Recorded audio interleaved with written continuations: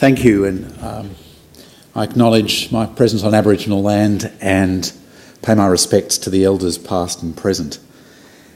It's funny how, that sort of incantation which in some ways I'm quite sceptical about, but actually it gathers a certain depth over time. It collects meaning like a snowball, I suppose, and partly it collects meaning in my own life over time. And today I'm thinking particularly of that little phrase, the elders past and present, because what I want to talk about today is temporality in relation to the image. And past and present is one of those little phrases like law and literature or husband and wife, in which the word and is really a bit of a problem, is this a disjunctive or a conjunctive and? Are these two separate things? Is husband and wife like, rugby league and rugby union? Or is it husband and wife like, tenants joint and several? In what way is the word and being used? And the same is true with law and literature or law and the visual. Are these two different things that are being compared, or are they two parts of the same thing that are overlapping? Derrida said, and as God. It allows the lion and the lamb to sort of mythically lie down together. And I suppose that's what I'm trying to get at here. In a phrase like past and present, it's not actually a simple relationship. It's not just a disjunction. Those two things are working together, overlapping in different kinds of ways. And so temporality, to cut a long story short, is not a simple thing. It lives with us in different ways. Different kind of temporal rhythms are experienced by us, experienced by different cultures at different moments in a culture's kind of history. What I want to do, by just talking about a few images, three really, today, is explore different images of war and think about, really through, I suppose, Walter Benjamin's phrase, the optical unconscious. And the optical unconscious is one of those phrases that, as you often find in Benjamin, that are elusive, enigmatic really, but I think do pay considerable reflection on what's actually going on in that phrase. And I think when he uses a phrase about the camera as the optical unconscious, he's suggesting that there's a social work that's being done by photography, that it's not just about sort of individual reactions or individual authorship, but that it's something to do with, it says something about our position as a society.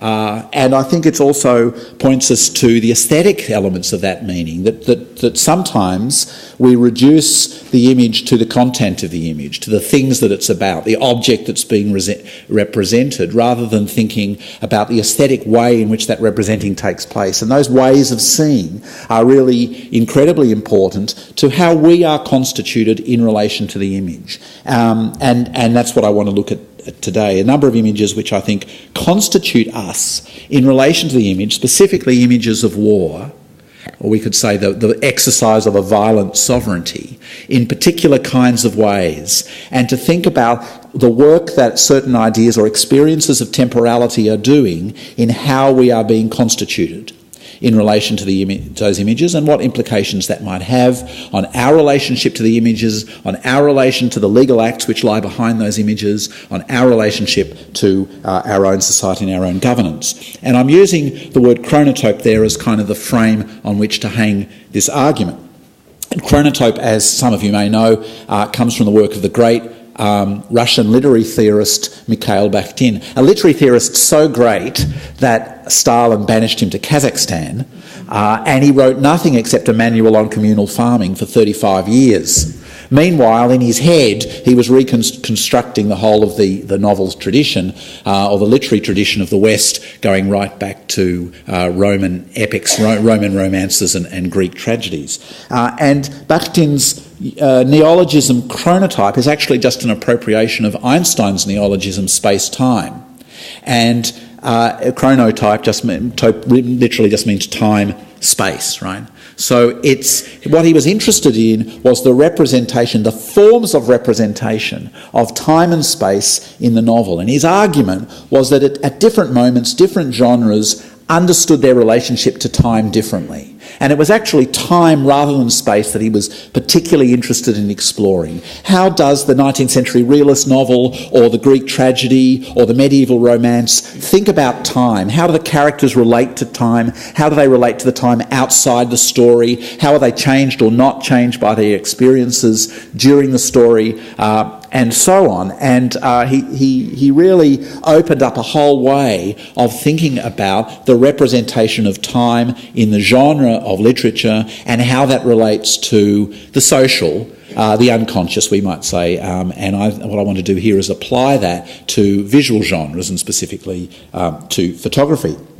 And Bakhtin's point was that even things that seem to be about space are also about time. So, if you go back to the novel, the notion of the path and the journey is a journey through time as well as, let's say a crossroads in space. Or the image of the castle is clearly a temporal image about tradition, about history, about oldness, about authority, about violence perhaps, about nobility. All of these things are very strongly temporally inflected. Or in Flaubert, if you go to Madame Bovary and the little provincial town where the action takes place, that is clearly a temporal experience, a moment of temporal stasis, of nausea almost, of the being trapped at a particular moment in time that forms the kind of foundation of Madame Bovary.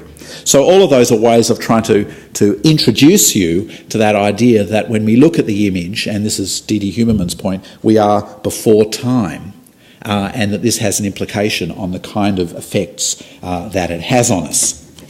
So, of course, my point is not to say that images of a particular moment are all coherent, that they're always doing the same thing. I don't mean to be quite as sort of programmatic as that. Bakhtin was a bit programmatic than that, but I'm not prepared to go that far. But I do think that these images are doing discursive work in constituting who we are, and that we can use the framework of time to help unpack some of the dimensions of that constitution. So I want to show you 3 images now from 3 different wars, and I'm framing it basically in terms of the past, the present and the future.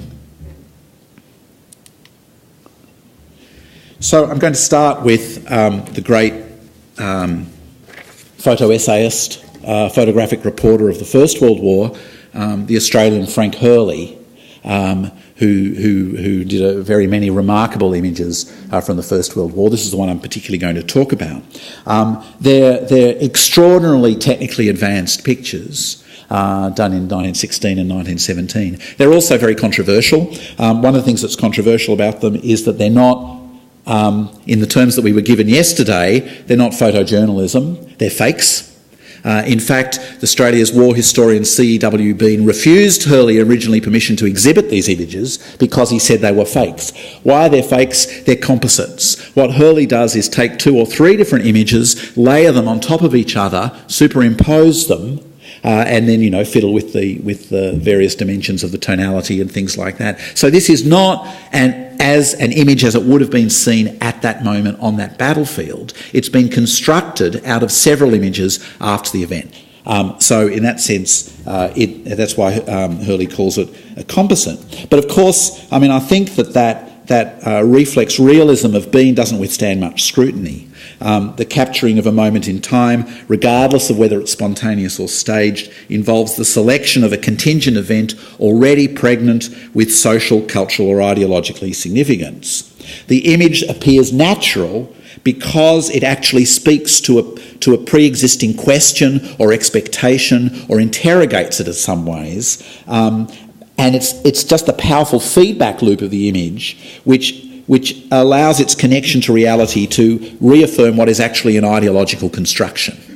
So, as John Tagg says, what lies behind the image is not reality, the referent, but reference, a subtle web of discourse through which realism is enmeshed, a whole hidden corpus of knowledge, a social knowledge that it's called upon through the mechanism of connotation. So, in other words, ironically, the cultural meaning of Hurley's photos is not undermined by the way in which they were crafted or put together. On the contrary, meaning and artivists actually intensify one another, and he is able to capture something about that cultural moment through the artificiality of the way in which he has constructed it. But what's most interesting in Hurley is, I think, its aesthetic experience, his aesthetic as vocabulary, its composition, lighting, tone. There's a remarkable, and this is really to do with the sort of composite nature of it, it's incredibly three-dimensional. He draws you right into that image by this experience of laying, by the different tonal contrasts, and I might just move on to a moment to another one here called Battle-Scarred Sentinels, where again these tone, death, the multiplication of images, and also those great transcendent skies all draw you into the image, but at the same time they reduce your significance, right? They place you very small inside this grand image, this huge kind of experience of transcendence and power. And one is really, I think, Hurley's drawing, amongst other things, on the tradition of the panorama or the diorama, which was developed at the end of the Napoleonic Wars, and as many of you probably know, if you've ever been to the Australian War Memorial, they have a lot of good examples of the diorama there, which is a combination of complicated models and painted backdrops that allow you kind of three-dimensional gaze spectatorially over a campaign, a military encampment, or whatever. But it also overwhelms you with detail and makes you feel the insignificance of your own presence in relation to this image. So I think these images convey this sort of great sense of pastness, of our own smallness, but also the temporal distance from the predetermined nature of what we're looking at, that sense of a fate or a destiny that's being experienced. For Hurley, the ruin was a great object, and this draws us back to Romanticism, to German Romanticism in particular, and to the particular place that the ruin had in the Romantic tradition as an emblem of insignificance and decay and loss and the passage of time, and that sense that as Benjamin writes, that history stands written on the countenance of nature in the characters of transience. The ruin is physically merged into the setting, and in this guise, history does not assume the form of a process of an eternal life so much as that of irresistible decay. So the ruin survives as a trace of the past. It reeks of death. Its temporal distance connotes our impotence in the face of the forces ranged against us. We are, in short, in the presence of the sublime. And the sublime is our feeling of impotence against the might of the world. Now, the inventor in some ways, or the great exponent of time-lapse photography in the early 20th century was Eugene Atget. And he did these photos here of Paris streets caught mainly in the early morning. And if you look carefully, you'll see these shadows of figures that are a function of him leaving the lens open for very long periods of time. So we end up with this haunting record of something which took place that leaves its mark on the photo like light on a silver gelatin plate, or like footsteps in the snow, or lipsticks on a glass. Something which has passed by. And although, Atget does that in one way, Hurley does it in another way by these layering of times and by giving you this sense, as I say, of transcendence, of power, of the determined nature of time, its lapse and its loss. And I think that one of the masterpieces of Hurley's work is this photo here, Dawn at Passchendaele, which already gives you this sense of fate because it's actually a photo of the day after Passchendaele. Passchendaele has already taken place, and what we see is the men caring for the dead and the wounded, and then these grand loving skies. Now, Paul Fussell, in his enormously influential book, The Great War and Modern Memory, says that in the writers of the First World War, the dawn is always a trope of irony. That it's always there as a contrast to the bloody mindedness of what we're faced with. But I don't think this image is ironic. I think irony is about an abrupt juxtaposition, often unintended, right?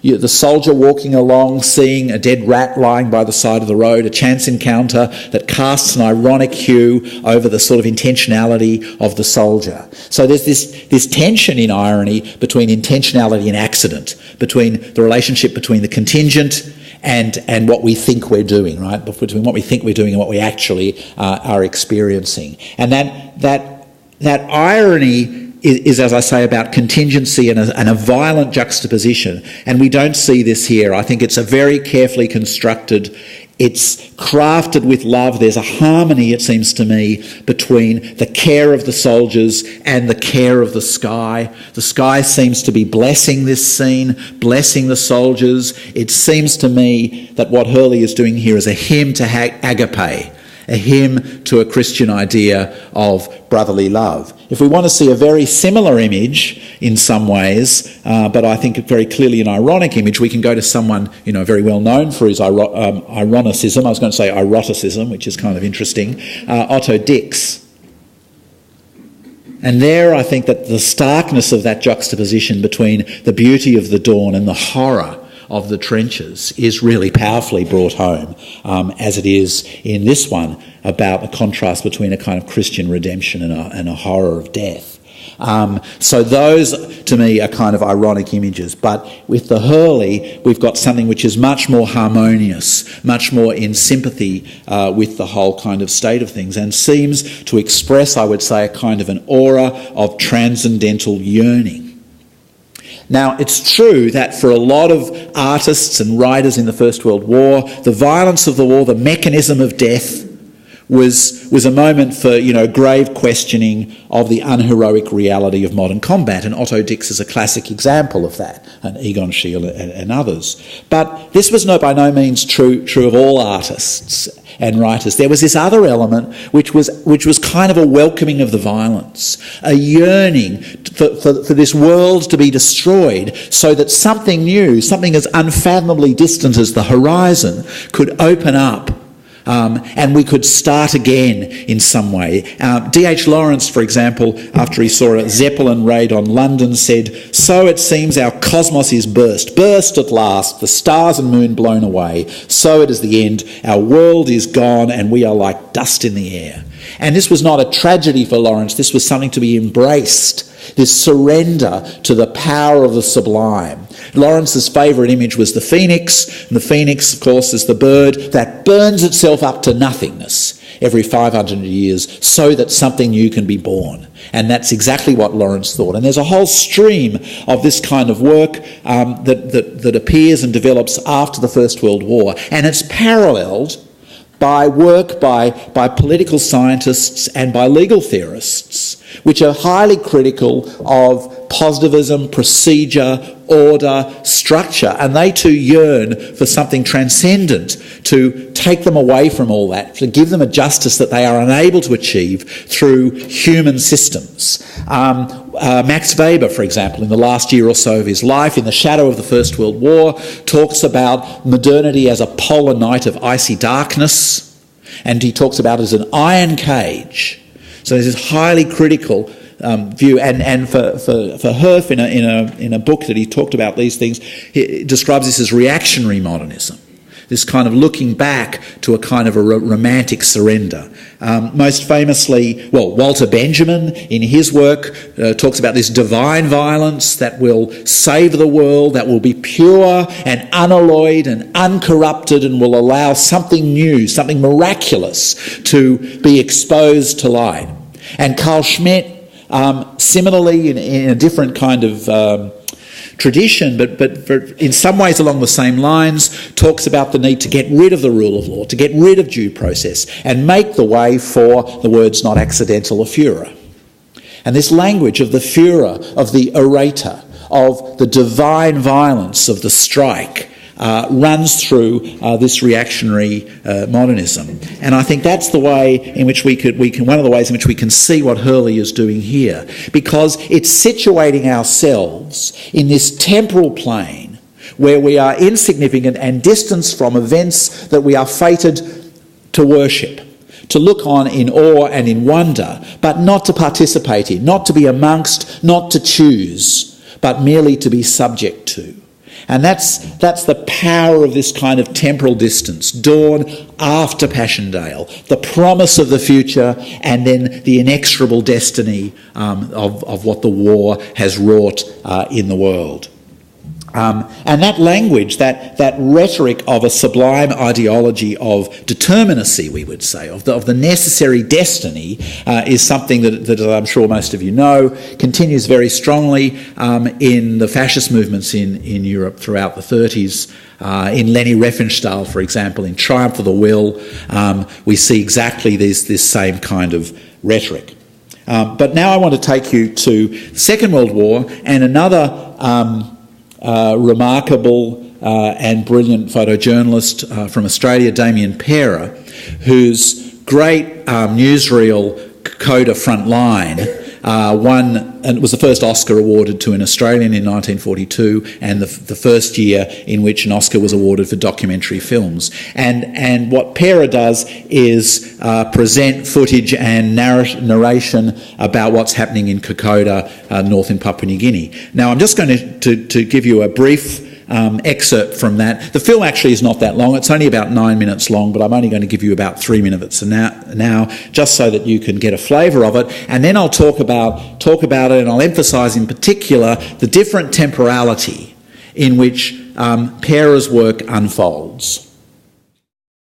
It's an amazing documentary, and there's a lot we could say about it, but Note first, I suppose, the very heavy Christian iconography that's used throughout that thing, right? Those pictures of very Christ-like images of the soldiers, sense of martyrdom. The shot, you couldn't see it because I've got a grainy clip here of the Salvation Army. They said, "Here's a flag all soldiers can salute," and it's the Salvation Army camp in the jungle. So there's a very strong sort of Christian theme that runs through this. Also, I mean, the images of the jungle itself are extremely intense, extremely close, but at the same time there's this gulf that separates us from those images. And you notice, for example, that the sound in the narration is added later. So we see the soldiers' lips moving, we never hear them speak, we never hear the voice of the soldier. There's this veil that separates us from the soldier, and it's replaced. In fact, what it's really like is a wildlife documentary. You know, a wildlife documentary where you see like shots of a couple of aardvarks on an African plain or something like that, and then the voiceover says, the male takes the wife in the time-honoured way, or something along those lines. So there's this huge effort in constructing a narrative that is made to appear entirely natural by the images. And it's always supported, think about David Attenborough, by very carefully crafted soundscapes that evoke specific affect. And here we've got the same thing. We've got this orator's narration, which is intoned by a famous Australian actor. And we also have as well as the sort of the orator voice of the narrator, we also have this very organised, very controlling musical score that organises your affects and encourages how you're relating to it. So there's this disjunction, there's this closeness in space, but there's also this separation. And the language that's used is not about the past. It's all about the present. It's all spoken in the present tense. There is a dramatic reality about this which cannot be escaped, says the narrator. Men are sweating, suffering, dying in that jungle. This is happening less than 300 miles from Australia's coastline. Are they getting all the support they deserve from the mines, from the factories, from the ordinary civilian?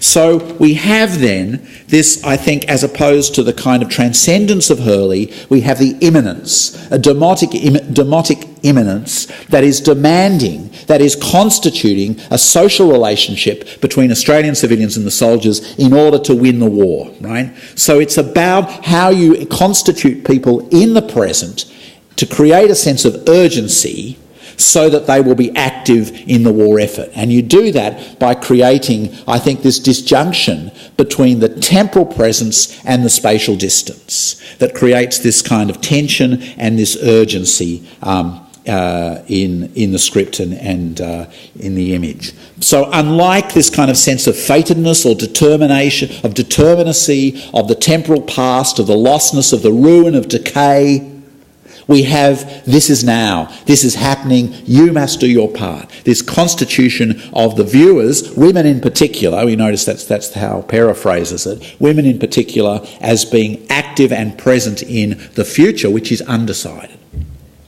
All right, now, very briefly in the next couple of minutes, let me go on to the third image, which is an image from, could be yesterday, it's actually from about 20 years ago, but it's not an image that we would have seen in any other war prior to about 1991. And it's now a very standard kind of image, right? But temporally and aesthetically, it's dramatically different from the kinds of images that we've been looking at before. It's war from the bomb's point of view. And that's quite remarkable, that we are being invited to witness the war from the point of view of the weapon. Or to put it perhaps more generally, from the point of view of the technology. So to understand ourselves as being technologically implicated in what's happened, and to understand what's happening in a purely instrumental kind of way, right? The language of the smart bomb or the surgical strike emphasises this idea of instrumental technological achievement at being the heart of what we're defending. And this goes back perhaps to the Frankfurt School. Herbert Marcuse says, rationality is being transformed from a critical force into one of adjustment and compliance. Autonomy of reason loses its meaning in the same measure as the thoughts, feelings and actions of men are shaped by technical requirements and the subordination of thought to pre-given external standards. So we could elaborate on that, and we could connect this, to example, to sort of video games and how we think, how we're taught to react in terms of video games. That's something that, you know, I can bracket that as something that the direction that we could take this analysis. But what I want to emphasise here is the contrast between this spatial nowhere, this spatial generic space that could be anywhere, and the temporality. And what's really dramatic about this temporality is that I think it's a temporality of future. We are witnessing something about to happen. We follow the tracer of the rocket as it reaches its target. We follow the trigger being pulled and the bomb falling down. We watch it move to its target. Meanwhile, the person who's pressed that button might be 10,000 miles away in Ohio or somewhere like that, might be in a fighter plane, but the fighter plane has turned and left, and the damage that's being done is damage that will be done, which will take place. So that we are being asked to understand ourselves in relation to a technologically omnipotent future. So it's not that the sovereignty of the West is being presented as predetermined, as it was in Hurley, nor as a crisis in which we participate, as it was in Pera. Instead, it hovers poised, ready to strike, an ever-present potential that disciplines and threatens like the sword of Damocles, always about ready to fall. Somewhere, it doesn't matter where, it could be anywhere. Sometime, again, it doesn't matter where, it could be at any point. There's a potential here that is suspended in time, and we are imagining it as it moves into the future. Future-proofing. War as future-proofing in relation to a spatial indeterminacy that could be anywhere. So the contrast, and the contrast is not really fair, because I'm now going to go right back to the very earliest pictures of war in photography by Roger Fenton in 1855 in the Crimea. And there we see nothing but a place in which something once happened. A road down which soldiers once passed. This is the Battle of Balaclava, one of the horrible wars of the 19th century. These are spent cannon bullets there, but what all we see is a place from which, like a whirlwind, the wind has passed by, and we're left in its wake. And the contrast, I think, here is quite the opposite. Here we have a chronotope of modern war described as a generic place where something may happen, a place that could be anywhere or nowhere, and a time that is always continually about to erupt, will take place at some point, but we don't know where and we don't know when. And so that, I think, is, to me, one of the most striking features of this image, that it implicates us in the future of a certain kind of technological logic. And through the Bombazov point of view, we are invited to be complicit in that action, and we are invited to see war as this way of governing the future, not accepting the past, not fighting the present, but governing the future. And I think that Bakhtin's notion of the chronotope, of thinking about how does time work in genres, and in this case in images, is a way of getting to that critical analysis, the ways in which images are constituting constituting us. And the problem is that I think for a lot of people and a lot of the time, these images, and particularly these aesthetic, these temporal or these chronotopic aspects, pass directly into the optical unconscious without the sort of critical reflection which would allow us to think more about just what they are constituting in us, how they are doing that work, and how we might respond to it. Thanks.